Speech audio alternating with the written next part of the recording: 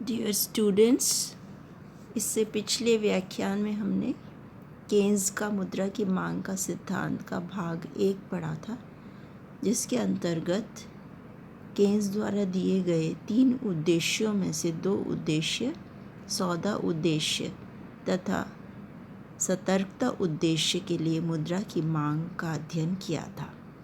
जैसा हमने देखा था, तीसरा उद्देश्य है सट्टा उद्देश्य। प्रस्तुत ई लेक्चर में सट्टा उद्देश्य के लिए मुद्रा की मांग का अध्ययन करेंगे। In other words, the speculative demand for money. व्यक्ति सट्टा उद्देश्य के अंतर्गत नकद मुद्रा की मांग इस इच्छा से करता है जिससे व्यक्ति बॉन्डों आदि की कीमतों में होने वाले परिवर्तनों का लाभ उठा सके। बॉन्ड्स क्या होते हैं? सबसे पहले ये जानना ज़रूरी है, क्योंकि ये शब्द बार बार आएगा इसके अंतर्गत, और यदि इसे ठीक से ना समझ सके तो आगे इस कंसेप्ट को समझना काफ़ी मुश्किल रहेगा। बॉन्ड एक प्रकार की प्रतिभूतियाँ होती हैं जिनमें फिक्स्ड रेट ऑफ इंटरेस्ट होती है, जैसे 5%, 10%, 15%। ये फिक्स्ड रहती है रेट ऑफ इंटरेस्ट या ब्याज की दर, और इसके ऊपर आय प्राप्त होती है। इसके अतिरिक्त इनकी कीमत बढ़ती घटती रहती है और इनको बेचकर भी कमाई की जाती है, आय प्राप्त की जाती है। जैसे यदि 100 रुपये का बॉन्ड है और उसकी कीमत बढ़कर 110 हो जाती है तो उसे बेचकर 10 रुपये कमाए जा सकते हैं। तो इस प्रकार बॉन्ड जो हैं वो फिक्स्ड रेट ऑफ इंटरेस्ट या फिक्स्ड ब्याज की दर वाली प्रतिभूतियां हैं जिनको बाज़ार में बेचा और ख़रीदा भी जा सकता है। तो इस तरह से 2 प्रकार से इनसे आय होती है। एक तो फिक्स्ड जो ब्याज से आय है, जैसे मान लीजिए 8% ब्याज की दर है तो 100 रुपये पे 8 रुपये की इनकम होगी इससे। वार्षिक है अगर ब्याज दे तो प्रति वर्ष 8 रुपये की आय इससे होगी। तो इस प्रकार बॉन्ड को बाज़ार में ख़रीदा बेचा भी जा सकता है और कीमत बढ़ती घटती रहती हैं, और बढ़ी हुई कीमत पर बेचने में लाभ होता है और घटी हुई कीमत पर हानि होती है, जिसे हम पूंजी लाभ और पूंजी हानि कहते हैं। Capital loss and capital gain. पूंजी हानि जब होती है जब इसकी कीमत घट जाती है, कैपिटल लॉस होता है, और यदि इसकी कीमत बढ़ जाती है, बढ़ी हुई कीमत पर बेचा जाता है तो इससे पूंजीगत लाभ होता है या पूंजी लाभ होता है या कैपिटल गेन होता है। प्रोफेसर केन्स ने यह अवधारणा दी थी, और प्रोफेसर केन्स के अनुसार जो उन्होंने बताया है कि सट्टा उद्देश्य की मांग क्या होती है, तो प्रोफेसर केन्स के अनुसार भविष्य के संबंध में बाज़ार की तुलना में अधिक जानकारी द्वारा लाभ प्राप्त करने के उद्देश्य को सट्टा उद्देश्य कहा जाता है।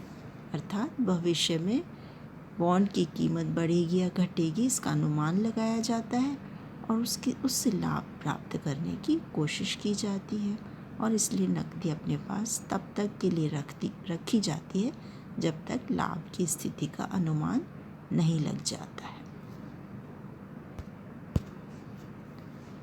प्रतिष्ठित अर्थशास्त्री या क्लासिकल इकोनॉमिस्ट्स या नवप्रतिष्ठित अर्थशास्त्रियों फिशर, कैम्ब्रिज इत्यादि ने माना था कि सौदा तथा सतर्कता उद्देश्य मुद्रा को अपने पास रखने के विवेक सम्मत कारण है। सौदों के लिए तथा सतर्कता के उद्देश्य से या सुरक्षा के उद्देश्य से अगर व्यक्ति, परिवार या फर्में अपने पास नकदी रखती हैं तो हम समझ सकते हैं कि वो किस लिए रख रहे हैं। दूसरे शब्दों में इसका विवेक सम्मत कारण है, रैशनल रीज़न इसका है। हालांकि इन आवश्यकताओं के अतिरिक्त नकदी को अपने पास रखने को वे अविवेकशील मानते हैं, इर्रेशनल मानते हैं, क्योंकि बची हुई मुद्रा को अपने पास रखने की जगह उसे ब्याज कमाया जा सकता है। चाहे कितनी भी ब्याज की दर कम हो, उससे ब्याज कमाया जा सकता है। ये केन्स ही थे सबसे पहले जिन्होंने मुद्रा के संचय कार्य के ऊपर बल दिया और सट्टा उद्देश्य के लिए मुद्रा को अपने पास रखने का एक अन्य विवेकशील कारण बताया। संचय के लिए सट्टा उद्देश्य से भी मुद्रा का संचय किया जा सकता है। उन्होंने तर्क दिया कि वर्तमान तथा भविष्य की बाजार की ब्याज की दरों के बीच के संबंध पर यह निर्भर करता है कि बॉन्ड की तुलना में नकदी या मुद्रा एक अधिक श्रेष्ठ मूल्य के संचय का साधन है।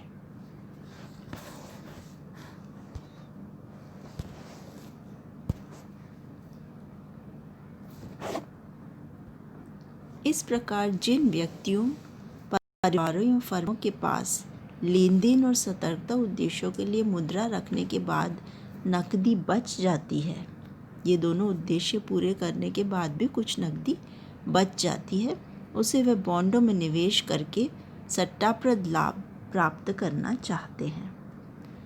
सट्टा उद्देश्य के लिए रखी गई मुद्रा का मूल्य, मुद्रा मूल्य का एक तरल संचय है। लिक्विड रूप में या तरल रूप में रख सकते हैं नकदी के रूप में, जो उपयुक्त अवसर पर ब्याज धारक बॉन्डों या प्रतिभूतियों में निवेश की जा सकती है। तो ये बॉन्ड्स हैं, ये एक प्रकार की प्रतिभूतियां हैं, इनकी जगह कोई दूसरी एसेट्स भी हो सकती हैं जो ब्याज दे। तो ये ब्याज धारक का मतलब है इन पे ब्याज मिलता है। तो ब्याज धारक बॉन्डों या प्रतिभूतियों में निवेश उपयुक्त अवसर देख के किया जाता है, और जब तक सही अवसर नहीं आता तब तक नकदी अपने पास इस उद्देश्य से रखी जाती है। यही है सट्टा उद्देश्य। अब हम देखते हैं बॉन्ड की कीमतों तथा ब्याज की दर के बीच में कैसा संबंध है। सट्टा उद्देश्य के लिए रखी जाने वाली नकद मुद्रा की मात्रा वर्तमान तथा भविष्य की बाजार की ब्याज की दरों पर निर्भर करती है। अब यहाँ पे दो प्रकार की ब्याज की दरें हैं जिन पे ध्यान देना ज़रूरी है। एक तो जैसा हमने देखा था, बॉन्ड पे एक फ़िक्स्ड ब्याज मिलता है, फिक्स्ड होती है उसकी ब्याज की दर, उसमें कोई परिवर्तन नहीं होता है। दूसरी होती है बाज़ार की ब्याज की दरें। बाज़ार में जिस ब्याज पर लेन देन किया जाता है वो कहलाती है ब्याज की दर बाज़ार की, और ये बदलती रहती है, इसमें परिवर्तन आता रहता है। तो दो प्रकार की होती है, एक तो चालू या वर्तमान में जो ब्याज की दर है, और दूसरा भविष्य के लिए जो प्रत्याशा या अनुमान या संभावना होती है ब्याज की दर की। तो नकद मुद्रा जो रखी जा रही है, सट्टा उद्देश्य के लिए रखी जाने वाली नकद मुद्रा की मात्रा है, वो वर्तमान तथा भविष्य की बाजार की ब्याज की दरों पर निर्भर करती है। बॉन्ड की कीमतों तथा ब्याज की दर में विपरीत संबंध पाया जाता है। अब यहाँ पे आ रही है चीज़ कि बॉन्ड की कीमतों और ब्याज दर में संबंध होता है। ये कौन सी ब्याज की दर है? बाज़ार की ब्याज की दर। इसमें और बॉन्ड बाज़ार में ही बेचे खरीदे जाते हैं, तो बाज़ार में बॉन्ड की कीमतों तथा बाज़ार में ब्याज की दर में विपरीत संबंध पाया जाता है। कम बॉन्ड कीमतें ऊंची ब्याज दरों को तथा ऊंची बॉन्ड कीमतें कम ब्याज दरों को प्रकट करती हैं। यदि ब्याज की दर बढ़ जाती है अर्थात बॉन्ड की कीमत घट जाती है, विपरीत संबंध है, इसलिए ब्याज की दर बढ़ जाती है तो बॉन्ड की कीमत घट जाती है, तो परिपक्वता से पहले बॉन्ड को बेचने पर पूंजी हानि होती है, अर्थात पूंजी का लॉस हो जाता है। जैसे हमने पहले देखा था 100 रुपये का बॉन्ड है, वो उससे कम कीमत पर यदि बेचा जाएगा, तो जैसे मान लीजिए 92 रुपीज़ पे, 92 रुपये में, 95 रुपये में बेचा जाएगा, तो इतना उसमें लॉस हो जाएगा, वो कहलाता है कैपिटल लॉस या पूंजी हानि। 5 साल की परिपक्वता है, मान लीजिए 5 साल में वो बॉन्ड मैच्योर होती और उससे पहले ही कोई पैसे चाहता है, नकदी चाहता है, मुद्रा चाहता है और उसको बेचना पड़ता है इसे, तो यदि उसकी कीमत घट जाती है तो उसको हानि उठानी पड़ती है। इस प्रकार बॉन्ड को रखने से होने वाली प्रभावी आय न सिर्फ ब्याज भुगतानों की प्राप्ति को शामिल करती है, ब्याज का भुगतान तो मिलता ही है उस पर जो फिक्स्ड रेट ऑफ इंटरेस्ट है, बल्कि उसको बेचने के समय पर होने वाले पूंजी लाभ या हानि को भी शामिल करती है। तो निवेशक ये भी देखता है कि उसको बेचने से पूंजी का लाभ होगा या हानि होगी। अनिश्चितता तथा पूंजी हानि का डर। जैसा हमने देखा, प्रतिष्ठित सिद्धांत में यह माना गया था कि मुद्रा को सिर्फ सौदा और सुरक्षा उद्देश्य के लिए जमा रखा जाता है। उसमें यह माना गया था कि लोग परिसंपत्तियों का संचय करेंगे चाहे ब्याज की दर कम हो, अर्थात वो परिसंपत्तियाँ ही रखेंगे, नकदी नहीं रखेंगे। ब्याज की दर कम होगी तो उसका ही फ़ायदा उठा लेंगे। क्योंकि क्लासिकल अर्थशास्त्रियों द्वारा माना जाता था, क्लासिकल या प्रतिष्ठित एक ही हैं, उनके द्वारा माना जाता था कि आय बिल्कुल न प्राप्त करने से कुछ आय प्राप्त करना अधिक अच्छा होगा। तो अब यह प्रश्न उठता है कि व्यक्ति तथा व्यापारिक फर्म में कोई भी आय न होते हुए क्यों नकद राशियों का संचय करने की इच्छा रखेंगे। क्योंकि केन्स ने ये कहा था कि वो थोड़ा सा ब्याज कमाने की जगह कुछ भी आय ना हो तो भी अपने पास नकदी रखेंगे। तो वह इस तरह से नकदी का संचय क्यों करना पसंद करेंगे। इसका उत्तर है कि वह ऐसा अनिश्चितता व पूंजी हानियों के डर के कारण करते हैं। यदि वो अधिक कीमत पर बॉन्ड खरीदते हैं तो भविष्य में उनकी कीमतें गिर जाएंगी। प्रतिभूतियों की कीमतों के गिरने से होने वाले संभावित जोखिम, ये अनिश्चितता है एक तरीके की, और हानि होती है इससे। तो इससे बचने के लिए लोग नकद राशियों को जमा रखना चाहते हैं। भविष्य में नकद राशि हो या परिसंपत्तियों को जमा कर रखने के निर्णय पर अनिश्चितता के तत्व के प्रभाव पर बल देते हुए केन्स ने टिप्पणी की थी। केन्स के शब्दों में, धन के संचय के रूप में धन को जमा रखने की इच्छा हमारी अपनी गणना और भविष्य से संबंधित नीतियों में हमारे अविश्वास की मात्रा का बैरोमीटर है। मतलब ये मापक है एक तरीके का। बैरोमीटर क्या होता है? मापक होता है। तो हम खुद गणना करते हैं, अपनी गणना और भविष्य से संबंधित जो नीतियां हैं, सरकारी नीतियां हैं, उन सब पर हमारा जो अविश्वास है कि हम सोचते हैं हानि भी हो सकती है, इसलिए नकद को रखा जाता है। यदि एक निवेशक को बॉन्ड्स को बेचने से होने वाली पूंजी हानि या कैपिटल लॉस के उस पर मिलने वाले ब्याज के भुगतान से अधिक होने की आशंका होती है तो वह नकदी रखना पसंद करेगा, क्योंकि बॉन्ड को रखने से ऋणात्मक आय प्राप्त होगी। लॉस या हानि का मतलब है ऋणात्मक आय।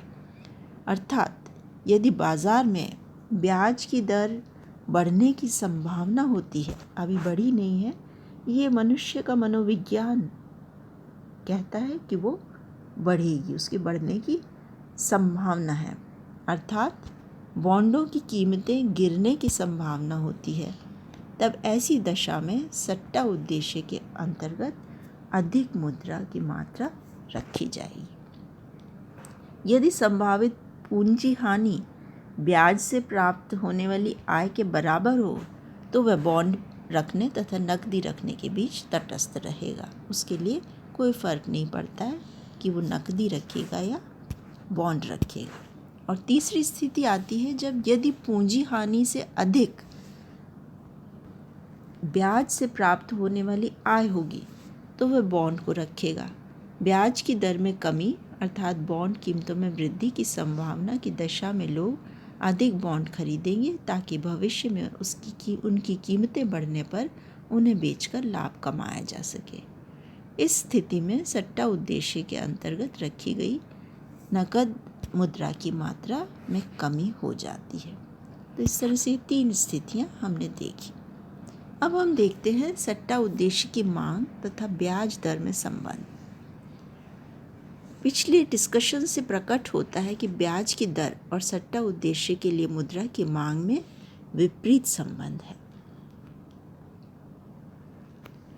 इस प्रकार ब्याज की दर जितनी ऊंची होगी, सट्टा उद्देश्य के लिए मुद्रा की मांग उतनी ही कम होगी, तथा ब्याज की दर जितनी कम होगी, सट्टा उद्देश्य के लिए मुद्रा की मांग उतनी ही अधिक होगी। समीकरण के रूप में हम इसे इस तरह से दिखा सकते हैं M2 is equal to L2R।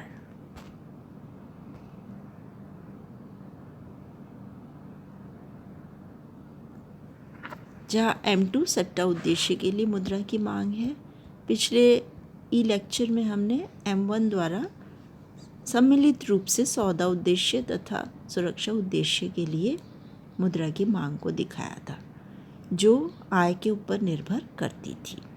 यहाँ हम M2 से सट्टा उद्देश्य के लिए मुद्रा की मांग को दिखा रहे हैं, जो R के ऊपर निर्भर करती है। तब हमने L1 लिया था फलनात्मक संबंध, यहाँ पे हम फलनात्मक संबंध को ले रहे हैं L2 द्वारा दिखाया जा रहा है कि M2 तथा R में फलनात्मक संबंध है या ये एक दूसरे के ऊपर निर्भर करते हैं। R इसमें स्वतंत्र चर है और M2 आश्रित चर है। M2 R पर निर्भर करता है।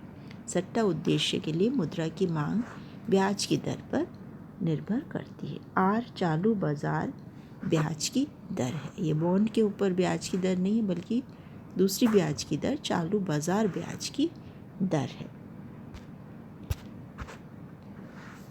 एक सूत्र के रूप में भी हम इसको कैलकुलेट कर सकते हैं, इसकी गणना कर सकते हैं।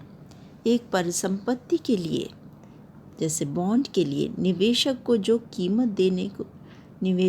कीमत देने को तैयार हैं, उसे निम्नलिखित रूप से निर्धारित किया जा सकता है। V = P/1+R। इसमें V बराबर है वर्तमान बाजार मूल्य, जैसे बॉन्ड का या प्रतिभूति का, परिसंपत्ति का वर्तमान बाजार मूल्य है। P = बॉन्ड का कुल मूल्य, अर्थात बॉन्ड अगर 100 रुपये का है और उस पर 10% ब्याज है तो 110 हो जाएगा बॉन्ड का कुल मूल्य 1 वर्ष के बाद। ये है बॉन्ड का कुल मूल्य। R है चालू बाजार ब्याज दर।